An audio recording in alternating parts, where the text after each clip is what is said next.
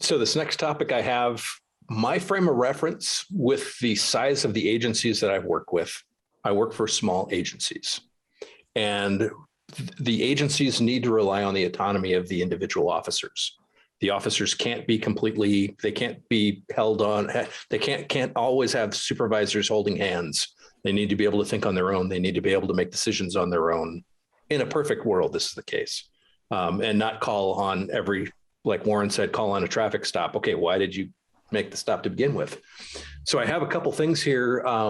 The importance of finding a balance between that helicopter supervisor versus that distant one, that distant supervisor absolutely results in developing an officer's ability for decision making. So not necessarily always being there. One of the lessons I learned at Darcy was determining at what point as an instructor should I be intervening and at what point do I let them fail? Because there's a tremendous amount of value with that failure. So I can tell them what to do every call, or they can fail and learn. Are they going to learn if I'm going to tell them every time? Probably not. As a matter of fact, what that's encouraging is they're going to call me then when they need toilet paper, when they run out of toilet paper at home. I don't want that relationship. So there needs to be some type of a room for officers to fail and have those lessons learned, as long as there's not like policy violations or no one's in jeopardy. And some of these lessons are absolutely best learned firsthand. At the same time, other officers observing are going to have this could be a good lesson as well.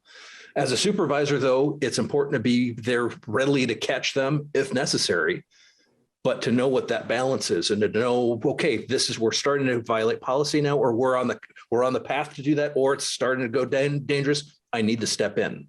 We're interviewing a subject who's now turning violent.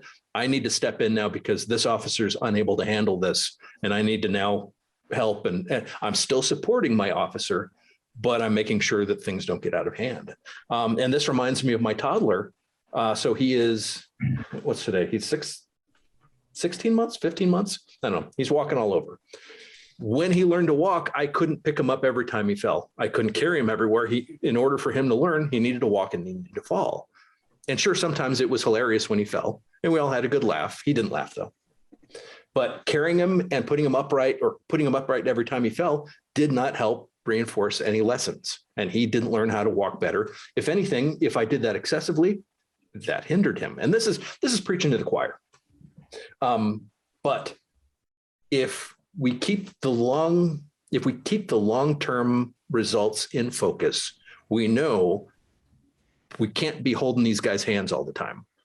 And we have, just like what you guys said, essentially part of our job is to prepare that next generation. I'm not always going to be there. You aren't always going to be there. We need to get that next generation able to be effective in their ability. And that comes, again, with our trust, with our communications, with our relationships with those we work with.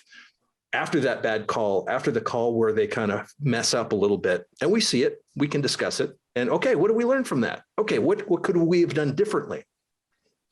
Responding to calls, that's one of the first things I ask the guys. I don't go on scene and say, do this. It's not, hey, I'm on scene. Everyone stop what you're doing and listen to me. No. Okay, tell me what you got. What are your plans? What's the best course of action to do here? What do you think what are your options? Why are you choosing that option? And then we discuss from there. But I think the better a supervisor is at their job, the more positive they're going to be at influencing those that they supervise, which in turn, hopefully, to those that are paying attention, that's going to turn them into those next supervisors. And so I have this written down here. Along that, the better the supervisor is and the better they are at positively influencing those that they supervise, the less work the supervisor does to the subordinate, as opposed to the work the supervisor does with the subordinate.